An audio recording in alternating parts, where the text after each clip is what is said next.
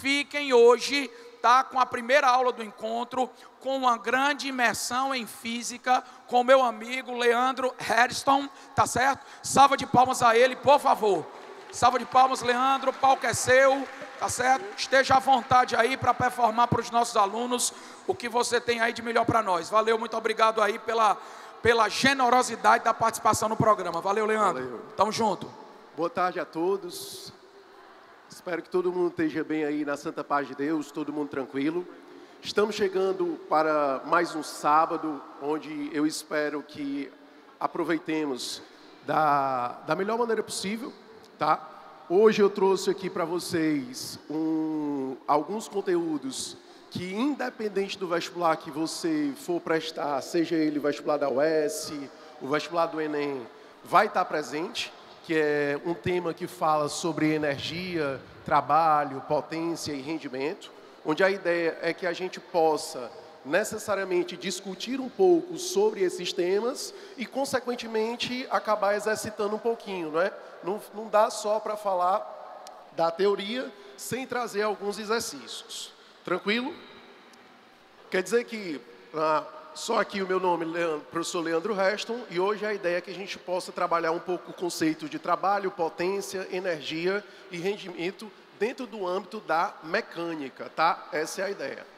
Galerinha, só fazendo aqui uma certa ressalva, aqui eu preparei todas as soluções das questões com vocês. Caso vocês, após a nossa aula, quiserem bater um papo no Instagram, mandar um direct, acompanhar tudo direitinho, eu coloquei aqui um QR Code onde você pode mirar o seu celular para poder seguir lá no perfil do Instagram, e aí você pode tirar uma dúvida. Sempre que eu posso, eu estou conversando com os alunos, tirando dúvidas, postando alguns materiais para que vocês possam acompanhar. Tudo bem? Então, quem quiser aqui seguir no Instagram, é só apontar aí para esse QR Code. E geralmente eu estou colocando algumas informações sobre vestibulares, algumas dicas, né, alguns assuntos que eu aposto que podem ser evidentes nos vestibulares desse ano. Então, hoje, a gente vai falar um pouquinho, começando sobre a primeira questão, onde ela coloca assim, né, um objeto de massa igual a 0,2 kg desloca-se em movimento unidimensional ao longo de uma linha reta e sua aceleração é medida em função do tempo. Então, aqui, no eixo vertical, quando a gente olha para esse eixo vertical, toda vida que você pega um gráfico, né, um gráfico ele é uma expressão de comunicação. Então, quando você pega um gráfico, você tem que pensar, esse gráfico traz alguma informação para mim e eu tenho que saber fazer a leitura desse gráfico. Leandro, quando eu me deparo com um gráfico, qual é a primeira coisa que eu tenho que observar? Eu tenho que observar o que acontece no eixo vertical e o que acontece no eixo horizontal. Na vertical, ele está trazendo informações da aceleração, onde a unidade é metros por segundo ao quadrado. E metros por segundo ao quadrado está no Sistema Internacional de Medidas. Quando eu olho no eixo horizontal, ele me dá necessariamente o tempo. Então, no eixo vertical é a aceleração e no eixo horizontal a gente vai ter o tempo. E esse tempo também está no Sistema Internacional de Medidas. Ele está em segundos. Quando eu tenho todas as unidades no Sistema Internacional de Medidas, eu não vou ter problema. Eu não preciso me preocupar com as unidades. Eu posso olhar somente para os números do gráfico. E aí ele fala assim para a gente: considerando os dados fornecidos no gráfico, assinale a alternativa que representa corretamente o valor do trabalho W realizado sobre o objeto entre os instantes 60 segundos e 70 segundos. Onde é que eu quero que você observe? Que ele traz um conceito nessa questão de trabalho. E aí você tem que buscar lá dentro da sua memória o que é trabalho. O trabalho, pessoal, ele nada mais vai ser do que a quantidade de energia que uma força está gastando para produzir um certo deslocamento. E matematicamente, como é que eu vou calcular isso? Eu vou calcular pelo produto da força, da distância e do cosseno do ângulo. E que ângulo é esse? É o ângulo feito entre a força e a distância. Leandro, quando eu vou falar de força, é importante que eu também fale da segunda lei de Newton. Oi. É essa a ideia. Você vai lá no Instagram, fala comigo no direct e eu mando para você.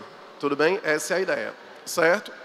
Quando a gente fala da segunda lei de Newton, certo? Segunda lei de Newton, ela me diz que a força resultante é o produto da massa vezes a aceleração. Então, quer dizer que ele me deu o gráfico da aceleração com o tempo, para que eu pudesse tirar necessariamente as informações da aceleração, para que eu tivesse a força e, a partir da força, eu calculasse o trabalho. E aí, quando a gente olha para esse gráfico, está aí o gráfico bem grandão. Qual é o intervalo de tempo que ele pede que eu observe? Entre 60 e 70. Só que entre 60 e 70, dá para perceber que o gráfico está em cima do eixo das abscissas. E se o gráfico está em cima do eixo das abscissas, quer dizer que essa aceleração vale quanto? 0. Se a aceleração vale 0, a força resultante tem que ser igual também? 0. Aí, se a força resultante é 0, o trabalho também vai ter que ser igual a quanto? 0. Ou seja, aparentemente poderia ser uma questão muito difícil, mas se eu souber fazer a leitura do gráfico de maneira correta, se eu souber identificar que no gráfico essa aceleração é igual a 0, eu vou ter uma força resultante igual a 0 e o meu trabalho ele vai ser igual a 0. Tudo bem? Então quer dizer que é uma questão que ela só vai trazer para mim a leitura do gráfico e a relação entre as grandezas. Beleza? Deu para entender? Alguma dúvida? Não?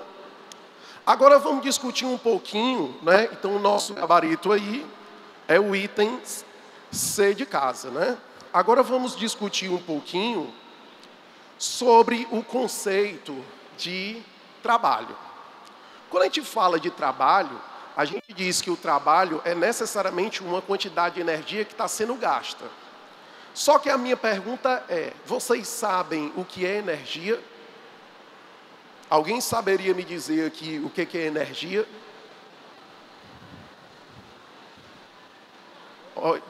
É a quantidade de trabalho, e trabalho é um gasto de energia, né?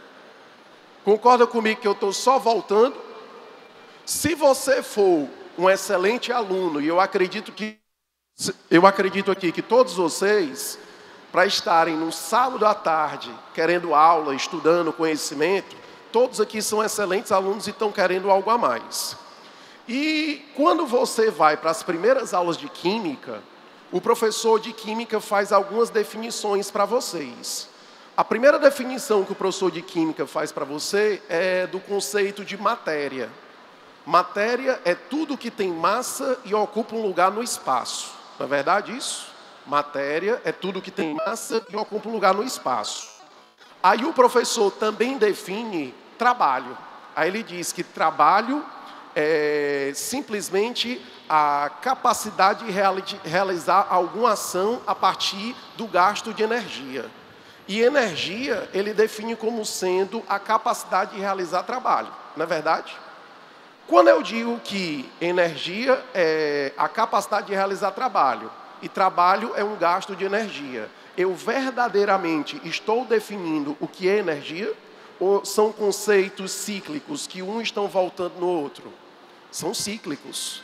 Por que, Leandro? Porque, na verdade, a humanidade não sabe o que é energia. A humanidade não tem um conceito muito claro do que é energia. A humanidade consegue reconhecer as manifestações de energia. Como, por exemplo, a humanidade sabe trabalhar com energia elétrica, a humanidade sabe trabalhar com energia térmica, que é o calor.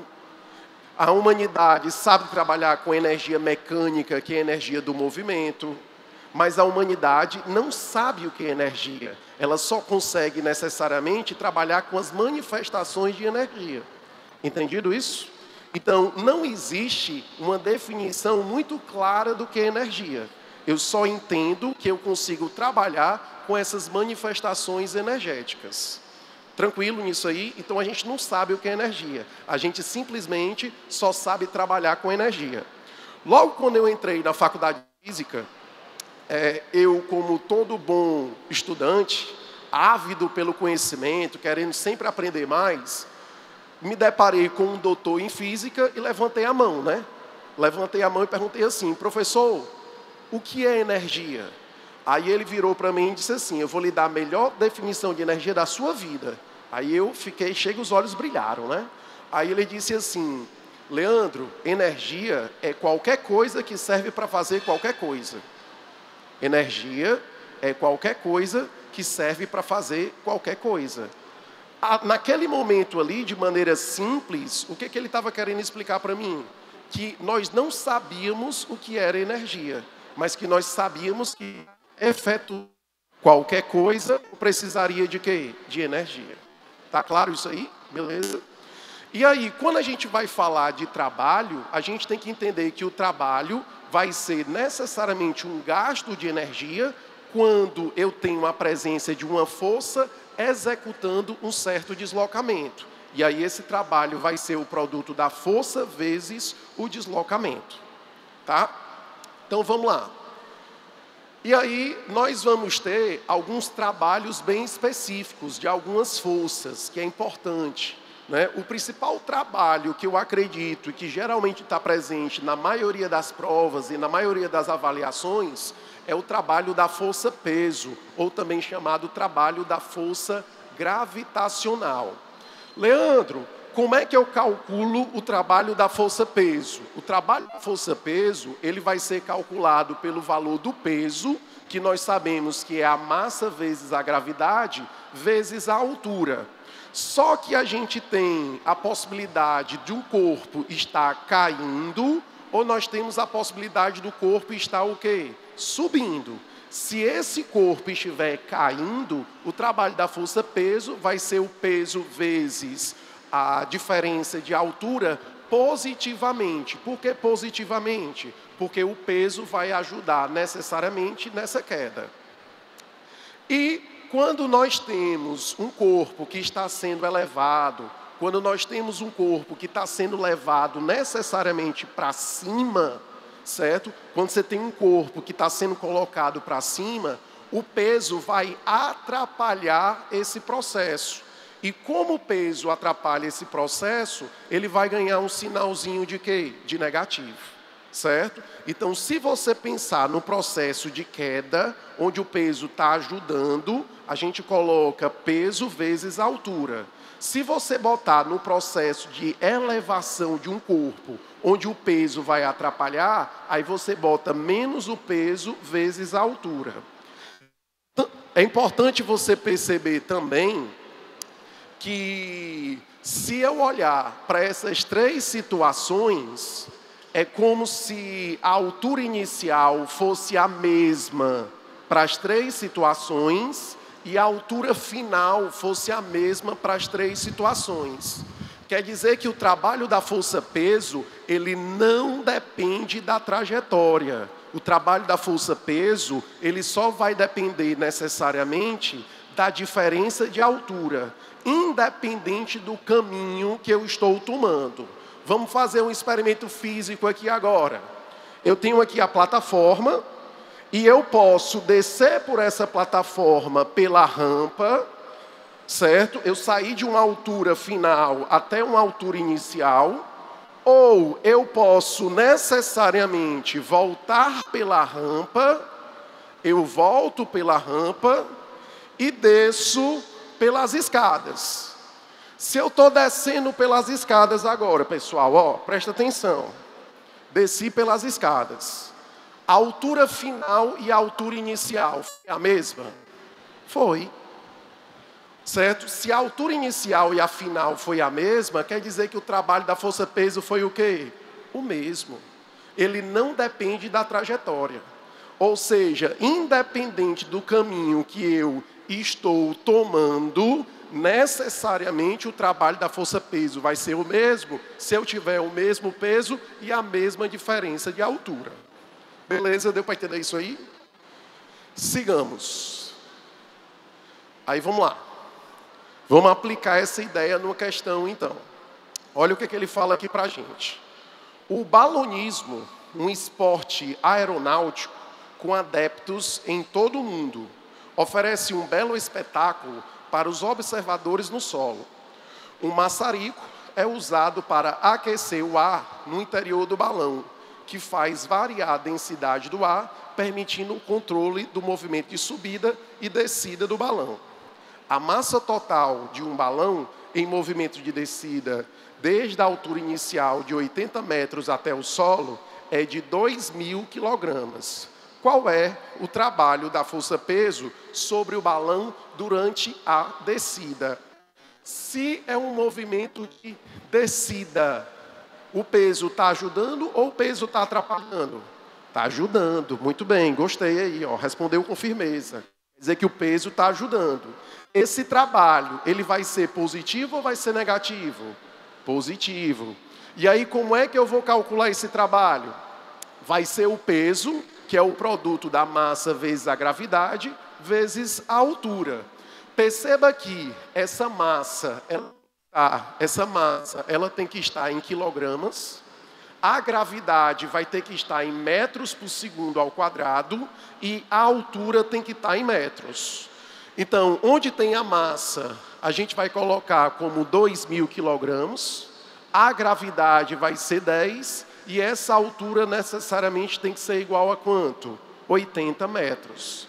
Fazendo essa multiplicação, a gente chega, então, que o trabalho da força-peso vai ser 1,6 vezes 10 elevado à sexta joule.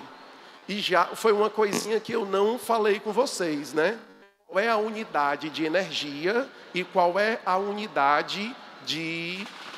Então, vamos lá. Oi.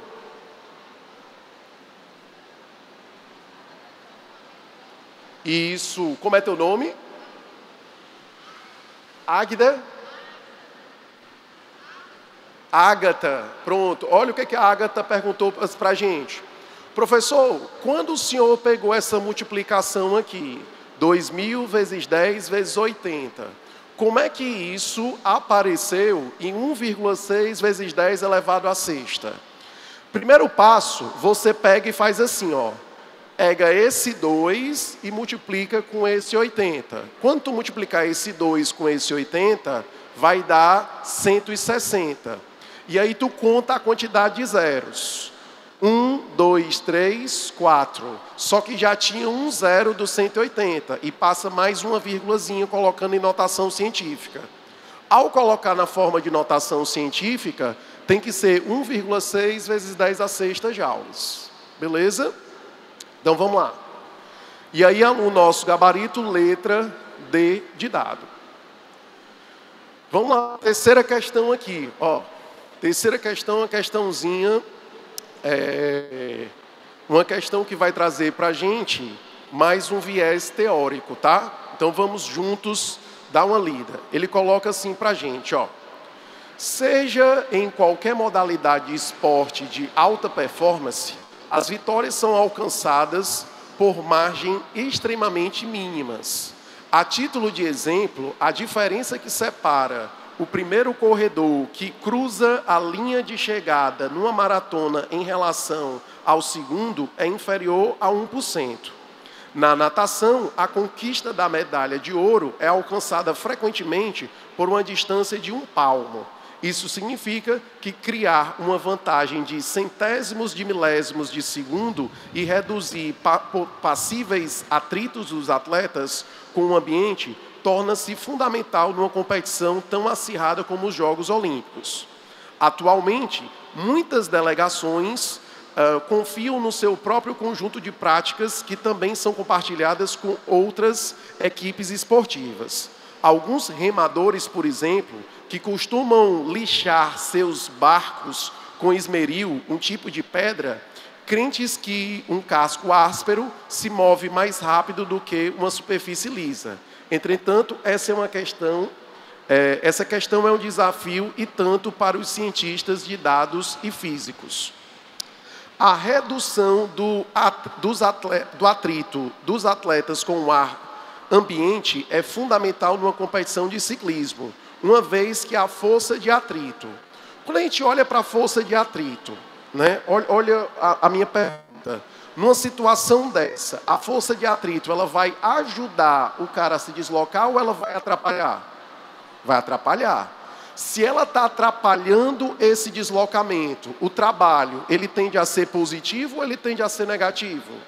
Negativo. Então vamos dar uma lida nas opções.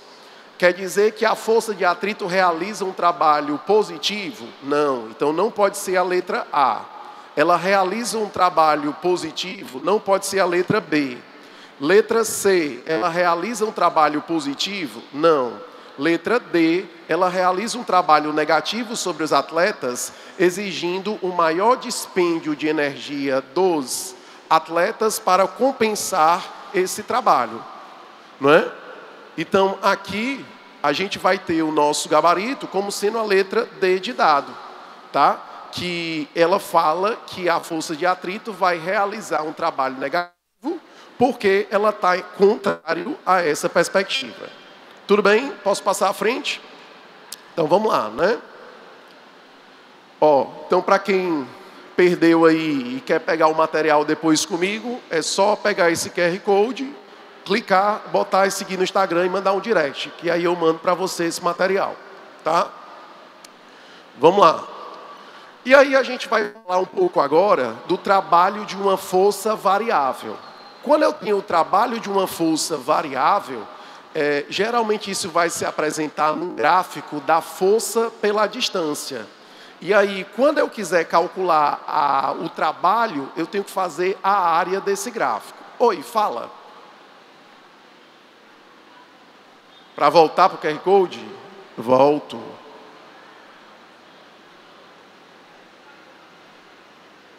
Espera aí. Tá aí, pronto. Não é? Então, mas para quem quiser seguir, é só botar professor Leandro Hairston e aí segue e depois eu mando o material para você. Certo? Deu certo? A questão, vamos chegar agora para a questão. Qual questão? Você diz a passada? Essa aqui? Essa questão? Se eu posso explicar de novo, com certeza e com o maior carinho. Vamos lá. Quando você tem, vamos dar uma olhada aqui no comando da questão, onde ele diz assim: a redução dos atritos dos atletas com o ambiente é fundamental numa competição de ciclismo.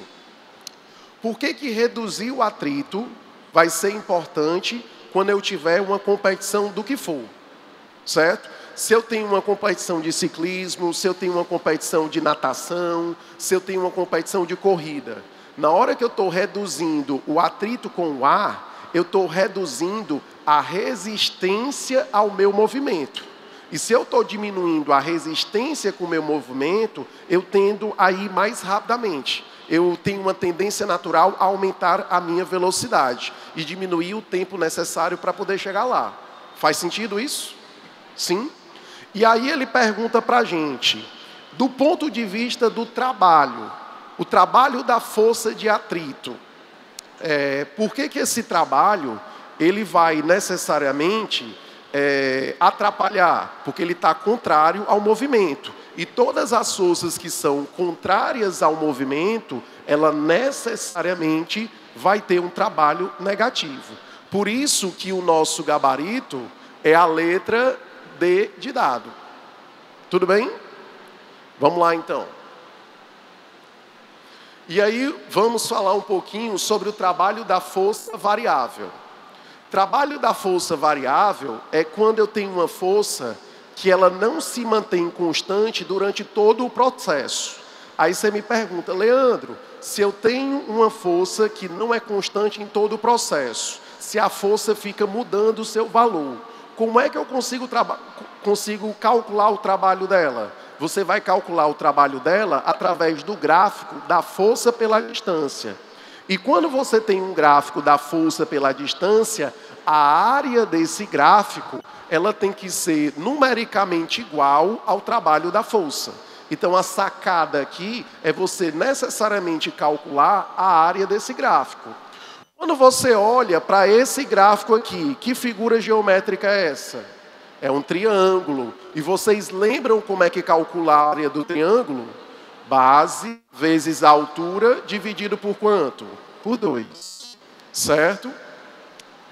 E aí, nós vamos ter agora uma questãozinha, questãozinha 4. Ó. Questão 4 fala assim para a gente.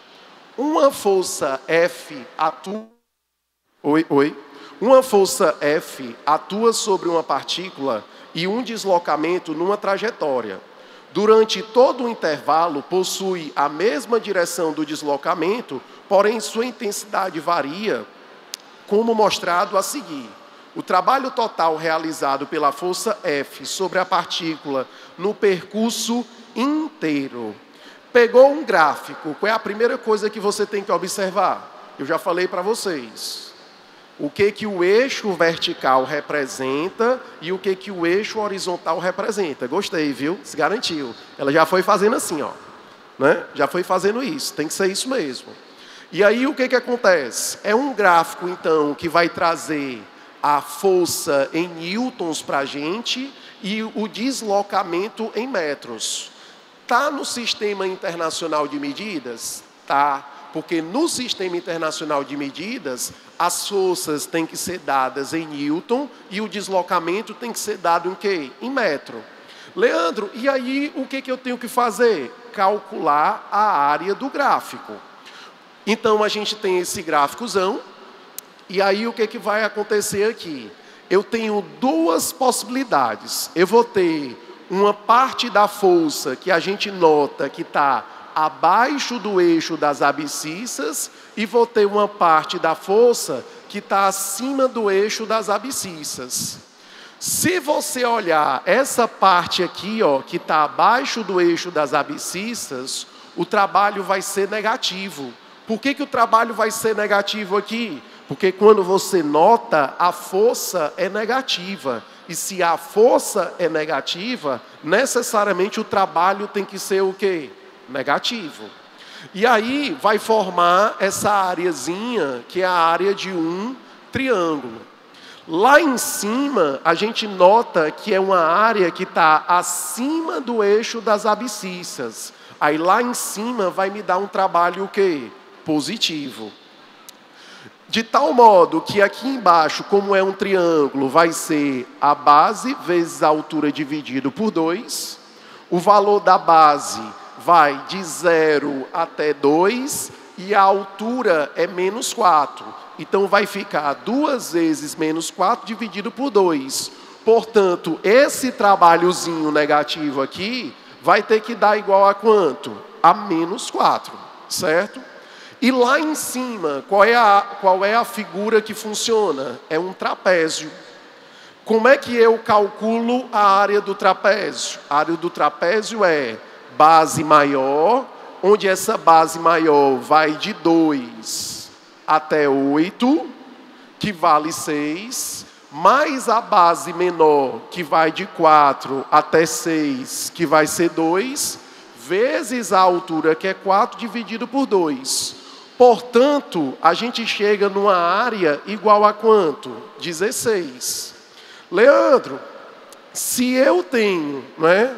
Se eu vou ter uma área negativa e uma área positiva, aí eu vou acabar subtraindo. Porque aqui vai ficar menos 2 vezes 4 sobre 2, dá negativo.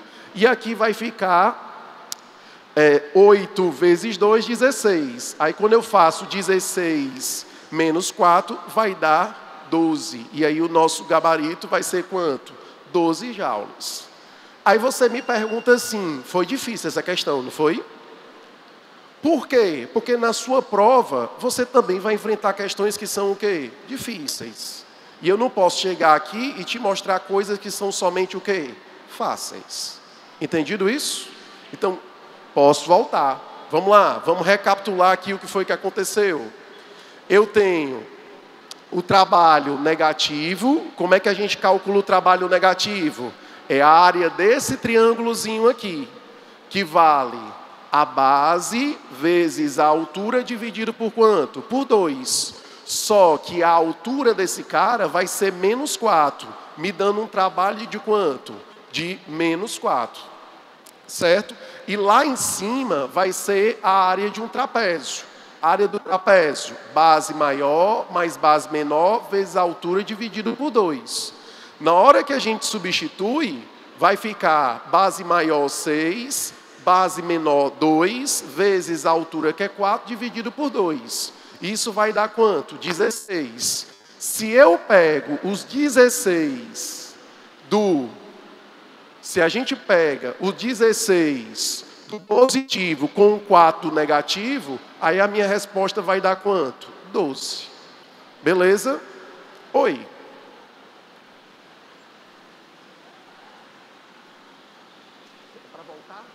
Para voltar? Sim, a resposta vai ser positiva. O cálculo do positivo é esse aqui, ó.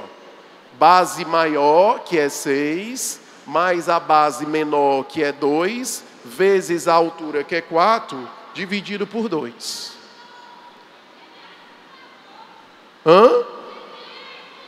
A questão todinha? Show. Vamos lá.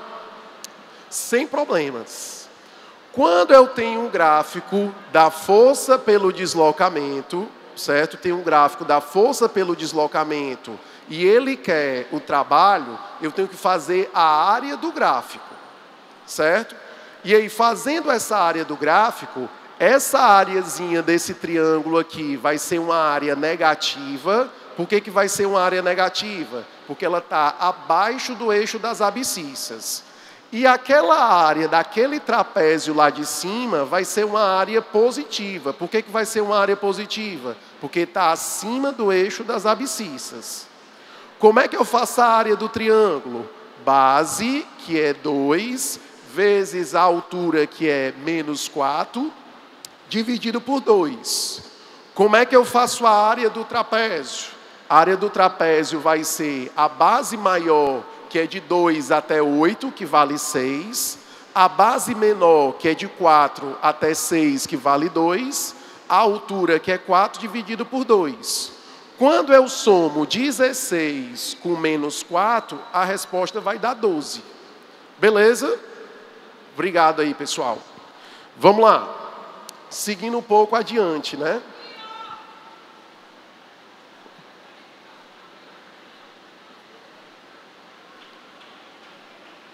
Eu não te entendi.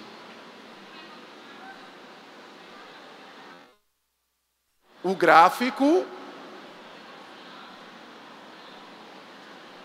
Alguém? Quando for deslocamento. Eu vou fazer isso quando o gráfico é força pelo deslocamento. É essa a tua pergunta? Pronto. Quando tem o gráfico força por deslocamento. Aí eu tenho que fazer a área do gráfico. Vamos lá, galera. Vamos olhar essa questãozinha aqui. A questãozinha, ela fala pra gente. Supondo que em uma academia, um homem com massa de 90 quilogramas movimente-se sobre uma esteira mecânica na posição plana com velocidade de 7,2 km por hora. 7,2 km por hora está no Sistema Internacional de Medidas? Não, não é? E aí, para estar no Sistema Internacional de Medidas, tem que estar em qual unidade? Metros por segundo. Como é que eu transformo de quilômetros por hora para metros por segundo? Dividindo por 3,6. Tá? Então, 7,2 quilômetros por hora vai ser, na verdade, o quê? 2 metros por segundo. 20 minutos. 20 minutos está no Sistema Internacional de Medidas? Não. O que seria o Sistema Internacional de Medidas? Segundos. Como é que eu transformo de minutos para segundos? Multiplicando por 60. Então quer dizer que vai ficar 20 vezes 60 igual a 1.200 segundos. E aí ele fala, considerando que uma caloria seja igual a 4 joules, marque a única alternativa que dá corretamente a intensidade aproximada da força paralela ao deslocamento horizontal exercido por esse homem em uma esteira mecânica. Galera, como é que a gente vai fazer isso? Primeira coisa, a gente tem que calcular a distância que esse cara está percorrendo. Eu peguei o 7,2 e dividi por 3,6. Por que eu peguei o 7,2 e dividi por 3,6? Para transformar de quilômetros por hora para metros por segundo. Depois, eu multipliquei pelos 20 minutos e os 20 minutos foram multiplicados por 60 segundos, para eu achar necessariamente o deslocamento que ele tem. E aí eu vou chegar num deslocamento de quanto? De 2.400 metros. Chego no deslocamento de 2.400 metros. Daqui, nós vamos olhar para o gasto energético que esse cara vai ter em 20 minutos. Ele fala no enunciado, ó, que ele tem o gasto energético, certo? Aqui a gente vai ter um gastozinho energético de 750 mil calorias por hora, certo? Só que eu não posso trabalhar essa ideia em hora. Eu tenho que pegar em quanto tempo isso está acontecendo em 20 minutos. E de tal modo que é 20 sobre 60, que isso vai ser 1/3 de hora. Quando você multiplica a relação de 4 joules para cada caloria, você acaba chegando no valor de energia que ele está gastando. E aí ele gasta quanto de energia? 10 elevado à sexta. Então, ou seja, nessas transformações, eu peguei o gasto energético dele de 750 vezes 10 à terceira, que é 750 mil calorias por hora, multipliquei pelo tempo que ele está gastando isso, que são 20 minutos, 20 sobre 60 de hora, e aqui a gente vai ter 4 joules por caloria, não é? Quando eu vou acabar cortando caloria com caloria, hora com hora, e aí eu chego necessariamente em 10 à sexta joules. E aí, a gente sabe que a energia, que é o meu trabalho, é igual à força vezes o deslocamento. Então, quer dizer que a força que ele quer, se a gente pegar esse 10 à sexta e dividir por 2.400, a gente vai ter uma força de aproximadamente quanto? 420 newtons. Tudo bem? Não? Vamos lá. Vamos aqui nós devagarzinho. Primeiro passo, o que a gente teve que fazer? Descobrir o quê? A gente teve que descobrir o meu deslocamento. Como é que a gente descobre o deslocamento? A gente multiplica a velocidade vezes o tempo. E dá lá, certo? De tal modo que essa velocidade ele dá como 7,2 quilômetros por hora. Só que eu posso trabalhar com essa velocidade em quilômetros por hora? Não. Eu tenho que dividir por 3,6 para passar por metros por segundo. O tempo, ele diz para mim que vale quanto? 20 minutos. Eu posso trabalhar em minutos? Não. Eu tenho que multiplicar por 60 para passar por segundo. De tal modo que quando eu faço essa multiplicação, eu vou chegar numa distância de quanto? 2.400 metros. Até aqui está tudo bem? Não? Por que não deu tudo bem aqui? Na parte dos 60, porque são 20 minutos. Vamos lá. São 20 minutos. Eu posso trabalhar em minuto? Não. Porque na física, tudo tem que estar em quilograma, metro e segundo. Tudo tem que estar no sistema internacional. certo? Tudo tem que estar em quilograma, metro e segundo. Então, os 20 minutos eu tenho que passar para quê? Para segundo. E como é que eu passo de minuto para segundo? Multiplicando por quanto? Por 60. Tudo bem? Agora entendeu, não entendeu? Massa. Aí, o que ele diz para mim? Ele diz que o cara tem um gasto energético de 750 mil calorias por hora. Se são 750 mil calorias por hora, só que todo esse percurso é feito em quanto tempo? 20 minutos. Se ele é feito em 20 minutos, eu tenho que, já que é caloria por hora, eu tenho que transformar isso aqui, esses 20 minutos em hora, para poder cortar essa hora com essa hora. Entendido isso? Porque eu preciso cortar. Só que 20, como é que eu transformo de minuto em hora? Dividindo por quanto? Por 60. Então vai ficar 20 dividido por 60, para que essa hora aqui corte com essa hora. Aí, só que no sistema internacional de medidas, a energia não pode ser dada em caloria. No sistema internacional de medidas, a energia tem que ser dada em quê? Joules. E ele fala para mim que existem 4 joules dentro de uma caloria. Aí, essa caloria que está aqui multiplicando, acaba cortando com essa caloria aqui.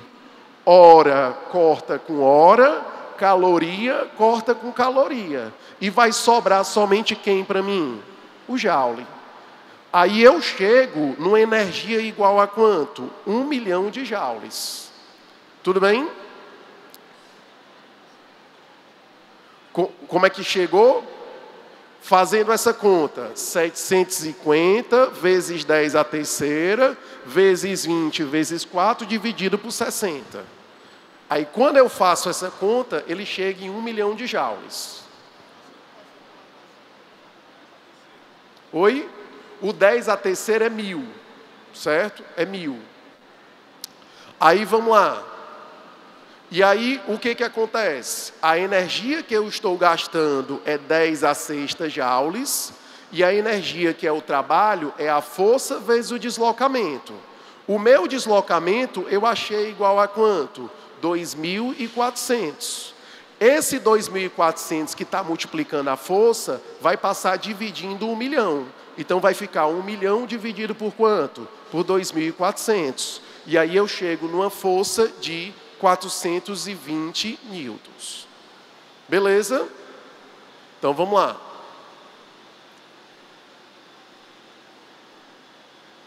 Ó, espera aí. Galerinha, devido à avançada hora, eu vou pular aqui umas questões para poder falar um pouquinho com vocês sobre... Acho que travou aqui. Travou ou impressão minha?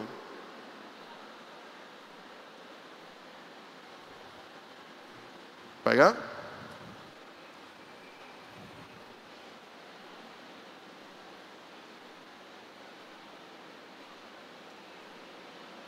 Acho que deu certo. Pronto. Tá, fechado. Ó, só para a gente comentar, já que já me deram aqui o meu prazo de que foi embora, quero só 10 minutinhos para poder comentar esse termo de potência com vocês, certo? Já me deram 10 minutos aqui, então 10 minutinhos só para eu falar de potência e ensinar o que é potência para vocês. Se eu chegar, por exemplo, como é seu nome? Vitor. Se eu chegar e disser assim, Vitor, você vai pegar todas essas cadeiras que estão aqui ao final da aula e vai empilhá-las todas ali. Você vai gastar uma energia para poder fazer isso? Vai. Mas eu não vou ser tão ruim com o Vitor, né? Hoje vai ser o Vitor e amanhã vai ser... Seu nome é? Levi. Aí amanhã vai ser o Levi. Eles vão pegar as mesmas cadeiras e vão empilhar do mesmo jeito. Opa! Ó, outra cadeira caiu aí.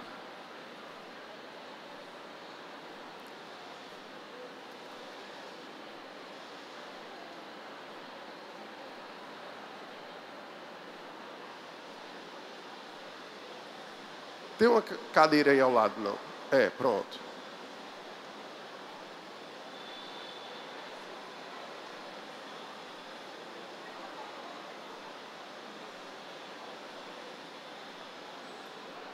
Pronto. Tudo certo aí? Pronto. Então vamos lá. Então eles vão pegar necessariamente as mesmas cadeiras e vão empilhar do mesmo jeito. A pergunta que eu faço para vocês é: Vitor e Levi, ao pegar as mesmas cadeiras e fazer o mesmo empilhamento, eles vão gastar energia igual ou energia diferente? Como? Né? E aí, a energia é igual ou é diferente? É igual. Por que a energia é igual? Porque o deslocamento é o mesmo e a força é a mesma. Ou seja, o trabalho vai ser o mesmo. Mas Vitor e Levi são obrigados a fazer isso no mesmo intervalo de tempo? Não. Exatamente, eles vão gastar a mesma energia, mas eles não são obrigados a fazer no mesmo intervalo de tempo. Então quer dizer que a potência é a grandeza física que vai diferenciar como eu estou gastando essa energia ao longo do tempo. Se eu sou capaz de fazer num tempo curto, quer dizer que eu sou muito potente. Se eu faço num tempo longo, então quer dizer que eu tenho uma potência o quê? Pequena. Então, a potência é como eu estou necessariamente gastando energia ao longo do tempo. Potência é a grandeza física que vai diferenciar como eu estou executando essa ação ao longo do tempo. Se eu sou capaz de gastar muita energia num curto intervalo de tempo, então quer dizer que a minha potência é alta. Se eu demoro mais tempo para gastar energia, quer dizer que a minha potência é o quê? É baixa.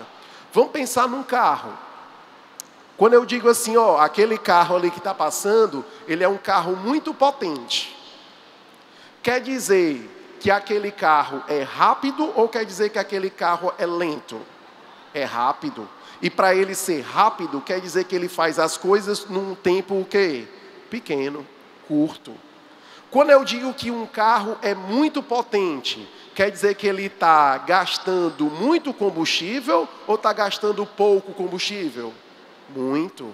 Por quê? Porque o combustível, ele vem necessariamente desse trabalho. Quanto mais energia eu estou gastando, mais combustível eu estou gastando. Ou seja, quer dizer que eu vou ter também uma potência elevada. Então, Leandro, o que seria uma coisa de grande potência? É uma coisa que gasta muita energia, que consome muito combustível num curto intervalo de tempo. Entendido isso? Quando você vai comprar um carro e alguém chega para você e diz assim, esse carro é econômico. O que ele está querendo dizer para você que um carro é econômico? Que ele gasta pouco combustível. Ele gasta pouco combustível num grande intervalo de tempo. Faz sentido isso? Ou seja, potência seria a rapidez, a velocidade com que necessariamente eu estou gastando energia ao longo do tempo. Certo? E aí, galerinha, uma das coisas que você tem que prestar atenção é a unidade disso. Energia vai ser dado em joule e o tempo vai ser dado em segundos. Quando eu divido joule por segundo, o nome disso vai ser o quê? Watt, certo? Então, o watt é unidade de potência. E como é que eu calculo watt? Joule por segundo. Para eu ter o watt, eu tenho que ter joule dividido por segundo. Uma das questões que geralmente o Enem, ele gosta de trazer para a gente, são esses selos que são identificados como energia. Galerinha, só corrigir aqui uma ideia que geralmente vocês trazem na cabeça do cotidiano errado. Quando a gente olha para aquele aparelho, a gente chama o aparelho de ar-condicionado, não é verdade? Mas não é correto chamar aquele aparelho de refrigeração de ar-condicionado. Eu tenho que chamar de condicionador de ar. O ar que sai daquele aparelho é que chama-se de ar-condicionado. Ele manda um ar-condicionado para mim, mas o aparelho ele é chamado de condicionador de ar. Quando você olha para essa tabela aqui, ele me diz como é o consumo dele. E aí ele diz para mim que o consumo anual de energia seria de 708,4 kWh por ano, e ele dá o desempenho aqui. O que ele pergunta para a gente?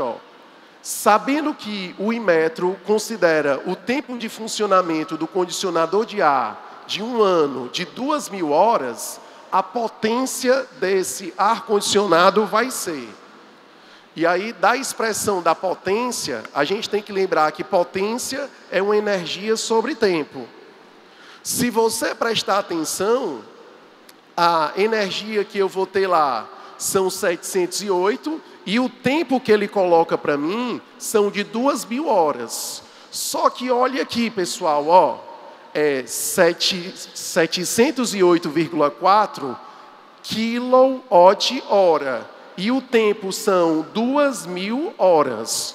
Corta hora com hora, e aí eu vou ter a minha resposta em kilowatt. Na hora que você faz essa divisão aqui, vai dar 0,3542 kW. Esse K quer dizer que vale o quê? 1.000, certo? Se vale 1.000, a minha vírgula tem que andar 3 casas para a direita. E aí a gente vai ter uma potência de aproximadamente igual a quanto? 350 watts. E aí o nosso gabarito, letra C de casa. Pessoal, infelizmente, o meu tempo aqui com vocês, eu tinha muita coisa para falar, mas infelizmente o meu tempo com vocês já foi, já olharam aqui para mim e já pediram para eu cortar umas 10 vezes. Eu vou só tirar a última dúvida e vou me despedir. Fala.